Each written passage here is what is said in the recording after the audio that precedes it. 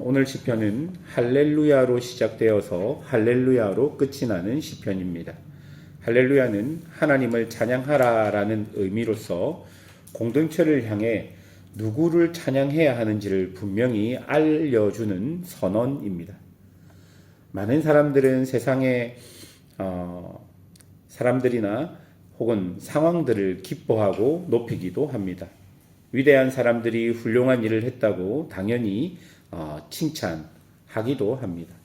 그러나 그 칭찬은 그 사람이 한 일이 이유가 되는 것이라면 하나님을 찬양하고 높여야 하는 이유는 하나님의 존재 자체가 찬양의 이유가 되는 것입니다.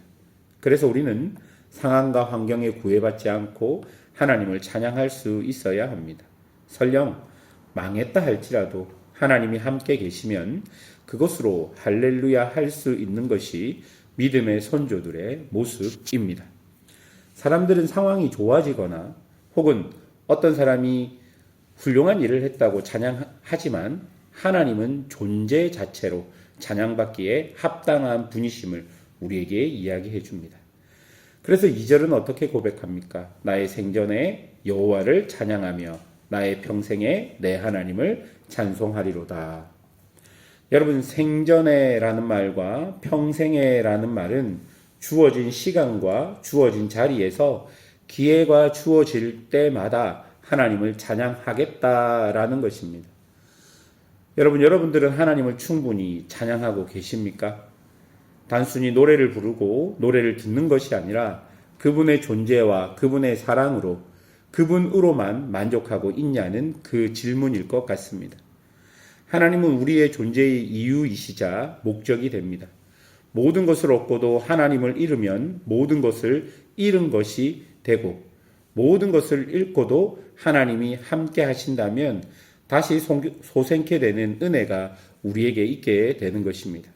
이렇게 우리의 삶 자체가 하나님을 찬양하는 이유가 되어야 하고 우리의 삶 자체가 그냥 찬양 그 자체가 되어야 하는 것입니다. 그런 하나님께서 우리의 현실에서 우리에게 실제적인 도움이 되시고 실제적인 소망이 된다고 오늘 시편은 이야기합니다. 하나님 말고 다른 도움과 소망은 없다고 이야기합니다. 3절과 4절을 한번 보시겠습니까? 기인들을 의지하지 말며 도울 힘이 없는 인생도 의지하지 말지니 그의 호흡이 끊어지면 흙으로 돌아가서 그날에 그의 생각이 소멸하리로다. 여러분, 여기 나오는 기인이라고 번역된 단어는 귀족과 같이 힘 있는 자들을 의미합니다. 그리고 인생이라고 번역된 단어는 사람의 아들이라고 번역할 수 있습니다. 조금 더 정확하게 번역하자면 먼지의 아들을 의미합니다. 여기에 사용된 그 사람, 그 인생이라고 번역된 이 단어 안에는 아담이라는 단어가 포함되어 있는데요. 아담은 사람을 의미하기도 하지만 먼지를 뜻하기도 하는 단어입니다. 즉, 우리는 귀족이라 힘있다 생각하고 도움을 구하지만 하나님은 그들을 향해 힘 없다 말씀하십니다. 또 사람을 의지하지만 하나님은 그들을 먼지와 같은 존재라고 이야기합니다. 사람은 왜 의지할 존재가 아니냐? 오늘 본문에서는 그냥 한번 불면 날아가는 먼지와 같은 존재가 사람이라고 우리에게 알려주기 때문입니다. 그러니 사람은 의지할 존재가 못 됩니다. 그러나 5절을 보십시오. 야곱의 하나님을 자기의 도움으로 삼으며 여호와 자기 하나님에게 소망을 두는 자는 복이 있도다. 여러분, 이 구절은요, 3절, 4절에서 기인과 사람을 의지하지 말라, 사람을 죽고 그 계획은 끊어진다 경고한 뒤에 진짜 복된 사람이 누구인지를 우리에게 알려주는데요. 복은 단순히 더 많이 받는 것을 뜻하는 것이 아니라 자기의 삶의 자리가 안전하고 바르게 있는 상태를 의미합니다. 우리의 삶의 자리가 안전하고 옳은 바른 상태가 되기 위해서는 무엇이 필요합니까? 그 비결이 무엇입니까? 야곱의 하나님, 즉 연약하고 흔들리던 야곱도 끝까지 붙드신 언약에 신실하신 하나님께서 결정적인 도움을 야곱에게 주셨던 것처럼 그 하나님을 우리가 우리의 중심에 두고 그렇게 살아가는 삶, 여호와께 기대와 확신을 걸고 소망의 중심을 여호와 하나님께 두는 삶. 결국 이 구절은요, 불안한 인간의 권력 대신 오늘을 붙드시고 내일을 책임지시는 하나님께 의지하는 사람이 참으로 복되다라고 우리에게 믿음의 결론을 내려주시는 것입니다. 그렇다면 왜 이 야곱의 하나님을 의지하는 것이 복될까요? 먼저 6절을 보십시오. 여호와는 천지와 바다와 그 중에 만물을 지으시며 영원히 진실함을 지키시며 라고 이야기합니다. 하나님께서는 창조주이신데 창조하시고 그냥 세상 만물을 알아서 두신 것이 아니라 진실함으로 지키신다 라고 말합니다. 그러니 그런 하나님을 의지하는 자들이 복될 수밖에 없는 것이죠. 만약 하나님께서 창조주이시지만 우리를 지키시지 않는다면 어떤 일이 벌어지겠습니까? 벌써 하나님이 세우신 창조 질서가 다 깨어져 세상이 망해도 몇 번이고 망했을 것입니다.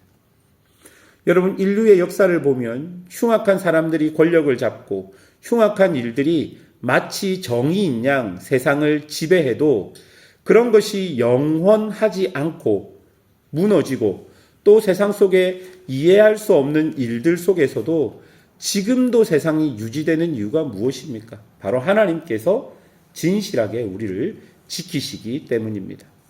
이제 시인은 하나님께서 어떻게 우리를 진실함으로 지키시는지 7절부터 구체적으로 우리에게 알려주시는데요. 7절부터 보십시오. 억눌린 사람에게 정의를, 줄인 사람에게 먹을 것을, 갇힌 자들에게 자유를, 맹인들의 눈을 여시고 비굴한 자들을 일으키시며 의인들을 사랑하시고 나그네를 보호하고 고아와 가부를 붙드시고 악인들의 길을 굳게 만든다 라고 이야기합니다. 하나님께서 우리를 지키시는 구체적인 방법이 바로 이런 방법들이 있다는 것입니다. 무슨 말입니까? 하나님께서 우리를 지키시는데 정의와 자유와 해방을 주시겠다라는 말입니다. 그러니까 악한 것들은 무너지고 거짓된 것들은 자리 잡을 곳도 없게 만들겠다라는 것입니다. 여러분, 억눌린 자들이라는 것은 잘못된 권력과 권위에 눌린 사람들을 이야기합니다. 줄인 사람들은 불의한 경제 상황 속에서 빼앗긴 자들을 의미합니다. 갇힌 자들은 죄와 사망, 세상의 잘못된 가치관에 사로잡힌 자들을 이야기합니다. 이런 자들에게 하나님의 정의, 곧 올바름을 그들에게 주셔서 그들이 이제 더 이상 억울하지 않고 더 이상 그 안에서 눌리지도 않을 것임을 우리에게 이야기해 줍니다. 또한 사회적으로 절대적인 약자들에게 주님께서 도움의 손길을 보내주십니다. 법이 무너진 세상에 사회적 약자들이 보호받을 수 없는 그 현실에서 하나님께서는 정당한 법을 세워서 그 법이 권력에 의해 좌지우지되지 않도록 하시겠다 말씀하시는 것이죠. 여러분, 오늘 시편에 나오는 이 하나님께서 지키시는 방법은 누구를 통해 완벽하게 우리 안에 이루어지냐면 바로 예수 그리스도를 통해 우리 안에 이루어집니다. 오늘 시편의 그 마지막 구절들은 메시아가 오셔서 할 일에 대해서 똑같이 우리에게 알려주는 것입니다. 누가복음을 보시면 예수님께서 회당에 서서 사람들에게 자신이 해야 할 일을 먼저 이야기하는 사건이 있습니다. 그 내용과 똑같습니다. 즉 그리스도께서 오셔서 이 모든 것들을 회복케 하시고 정결케 하시겠다, 우리에게 하시는 약속이 되는 것입니다. 사랑하는 여러분, 꼭 명심하십시오. 우리에게는 기준이 필요합니다. 기준이 없으면 함께 모여 살 수 없습니다. 하나님의 백성의 기준은 하나님의 말씀이고 그 말씀으로 우리에게 오신 분이 바로 그 아들 예수 그리스도가 된다는 것입니다. 그 말씀의 기준에는 사실 다른 어떤 동의나 어떤 말도 필요하지 않습니다. 하나님이 우리를 보호하시고 지키실 때 가장 먼저 하시는 일이 무엇인 줄 아십니까? 무너진 기준을 세우는 것입니다. 예수가 이 땅에 와서 가장 먼저 공생애를 살 때 가장 먼저 한 것이 무엇입니까? 그 유대 땅에 무너진 하나님의 법들을 예수님이 직접 세우기 시작했다라는 것이죠. 무너진 법을 세우고 그 법을 실천함으로 하나님의 통치가, 하나님의 올바른 통치가 어떤 것인지를 세상에 보여주었던 것입니다. 여러분, 사람들이 왜 억눌립니까? 왜 사람들이 보호받지 못합니까? 권력이 있는 자들이 법을 지키지 않고 그 법을 마음대로 악용하여 법이 무용지물이 되었기 때문이 아니겠습니까? 9절을 보십시오. 악인들의 길은 굽게 하시는도다.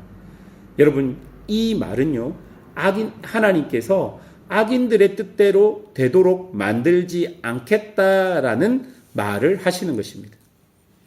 악인들이 아무리 날쌘 계획을 세우고 아무리 힘이 있고 아무리 자신들이 모든 것들을 다 자신의 뜻대로 할 수 있다 생각해도 하나님께서는 하나님의 법을 세우셔서 악인의 길을 굽게 하겠다. 악인의 뜻대로 되지 않도록 하겠다.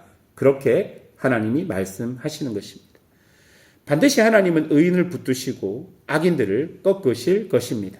그것이 야곱의 하나님을 의지하는 자에게 다가오는 복이 될 것입니다.